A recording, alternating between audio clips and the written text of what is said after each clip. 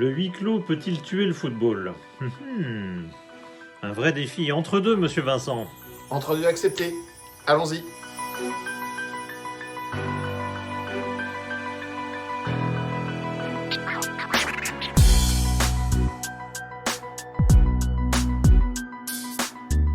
Je crois qu'on mésestime le danger du huis clos pour le football. D'abord, on mésestime la durée. Je pense que c'est à minima la fin de l'été, comme le pensent certains, mais peut-être beaucoup plus et peut-être jusqu'à la fin de l'année. Donc le risque du huis clos est à considérer beaucoup plus globalement et durablement. Moi, je vous le dis tout de suite. Moi, par exemple, la dernière soirée européenne, j'ai regardé Liverpool-Atlético Madrid plutôt que PSG Dortmund, que pour des raisons professionnelles évidentes, j'aurais dû regarder. Parce que j'ai besoin de quoi? J'ai besoin de passion, j'ai besoin d'émotion, j'ai besoin de suspense, et ces ingrédients, ils sont liés à un cadre de vie du football qui s'appelle un stade, et ce cadre doit être vivant. Exemple, de même, quand on va à Charletti, quand on va à Villeneuve d'Ascq, dans des stades avec piste d'athlétisme et peu de monde, eh bien on a peu de chances de voir un bon match en fait. Même un Real Barça, je crois, nous paraîtrait, dans ce cadre-là, nous paraîtrait comme une sorte de match de DH, genre Bobigny, Noisy-le-Sec. Mais je dis ça évidemment totalement au hasard. Je prétends donc que, bien évidemment, quand le foot va reprendre, le vrai foot en direct va reprendre, on va se précipiter devant nos écrans bien naturellement. Sauf qu'au bout de 3-4 matchs comme ça à huis clos, j'ai peur que la passion baisse, voire s'éteigne, car il manquera tout simplement un élément essentiel. Et en ce sens, oui, je pense que le fameux reprendre à tout prix recèle un véritable danger, un véritable risque d'abîmer le spectacle football. Alors non, le huis clos ne va pas tuer le football. Le huis clos va nous frustrer, bien évidemment. Nous, amoureux de football, amoureux de sport, évidemment qu'on voudrait avoir des émotions partagées avec du public. Mais on l'a vu avec le PSG Dortmund, l'absence de public ne nous a pas empêché de vibrer. Alors vibrer moins bien, mais vibrer quand même. À 2-0, on pouvait craindre un but de Dortmund sur un coup franc, sur un penalty, sur une contre-attaque, je ne sais quoi. Et donc jusqu'à la fin, on a pu trembler. Et c'est ça qui va être le plus important, parce que on sait très bien que cette période de huis clos n'est qu'une période transitoire. Tôt ou tard, on va retrouver la possibilité de voyager, de dîner avec des amis, d'aller à des concerts et donc retrouver des moments de sport festif. Donc oui, on va avoir une période dégradée de football, notamment de football à la télé, bien évidemment, avec une émotion qui va rester, un spectacle qui va être dégradé certes, mais qui va exister. Aujourd'hui, on n'en a pas. Aujourd'hui, on voit que des matchs historiques dont on connaît déjà les résultats. Et donc, on voit bien cette frustration. Ce qui est important, c'est d'avoir l'incertitude du résultat. Et même à huis clos, c'est ce que la reprise des compétitions va nous proposer. On aura toujours de très bons joueurs, qui auront peut-être un peu plus de mal à se sublimer, mais on aura quand même de très bons joueurs et des équipes qui vont s'opposer avec des résultats qui vont être inconnus, incertains, et pour lequel on va pouvoir regarder attentivement et suivre jusqu'à la fin.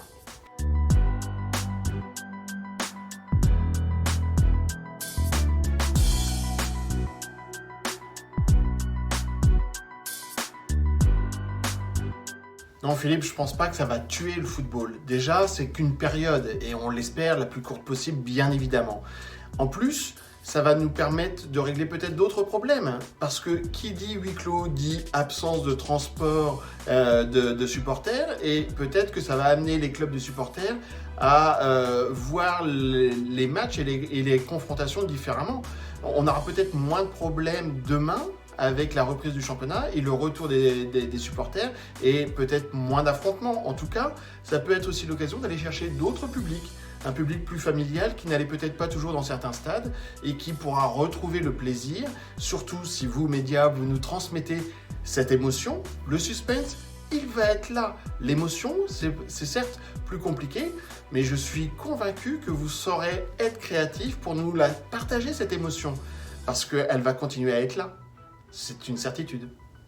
Alors Vincent, tu ne sembles pas te rendre compte du danger que représente le huis clos pour le football, parce que quand tu me parles de ton suspense, franchement, sans ambiance, sans public, sans personne autour de toi pour partager ces moments forts, que restera-t-il de ces moments forts offerts par le football? Alors tu me parles de quelque chose de transitoire, d'un huis clos qui passera au bout de quelques mois. Ouais, quelques mois, c'est très long pour le feuilleton foot qui sera fortement perturbé. Le feuilleton qui est déjà très très perturbé par un calendrier où on aura du mal à s'y retrouver, on aura du mal à savoir quand sont les matchs, tout simplement. Tu n'es pas le seul à pas t'en rendre compte parce que je vois que l'UEFA me propose une Ligue des Champions ramassée au mois d'août avec tous les matchs à la suite. Bon, pourquoi pas, c'est déjà assez perturbant, mais elle me parle aussi de matchs aller-retour. Aller-retour en huis clos. Et on compte double les buts à l'extérieur en plus pour parfaire le suspense. C'est vraiment ne pas se rendre compte du danger que court le produit foot, danger d'aller vers l'ennui, le désintérêt, plus que vers la passion. Or, si on perd le téléspectateur, je ne parle pas du supporter acharné, qui est une frange de tous les téléspectateurs, mais qui lui sera acquis, mais ce n'est qu'une frange. Si on perd le téléspectateur, alors là, c'est tout le foot qui sera en danger, les droits télé, le sponsoring, ce sera un vrai risque couru par le football.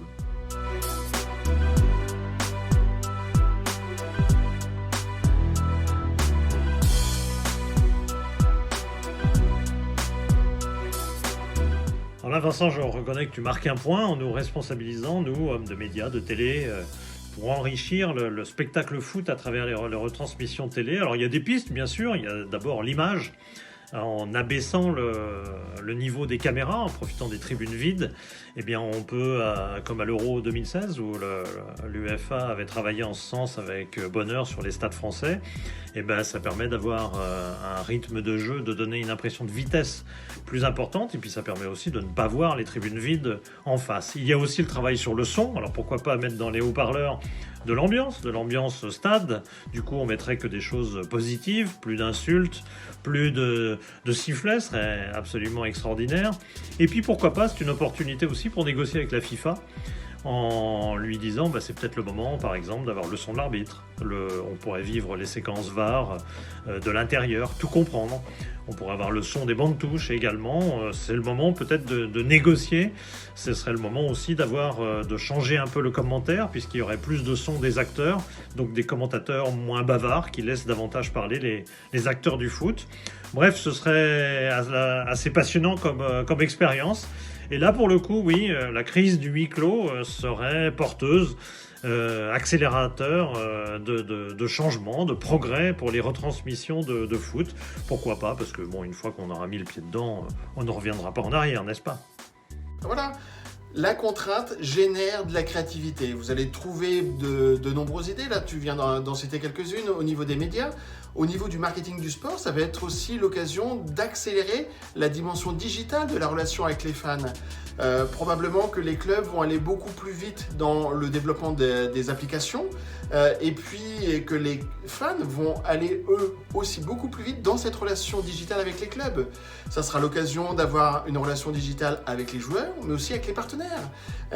On peut aussi imaginer qu'on mette en place une relation VIP autre que celle que l'on connaît aujourd'hui, parce que peut-être qu'une des solutions sera celle imaginée en Allemagne, du moins la piste creusée par Jens Lehmann, qui est de dire pourquoi ne pas accueillir, à partir du moment où on est dans le déconfinement et qu'on retourne dans les commerces et autres, pourquoi ne pas accueillir 5, 10, 15 000 personnes dans un stade qui peut en contenir 50 ou 60 000 avec une certaine distance entre chacun? Et là, ça peut être un retour dans une relation exclusive, très privative du match, du moins dans un premier temps, avant de pouvoir accueillir tous les publics, bien évidemment.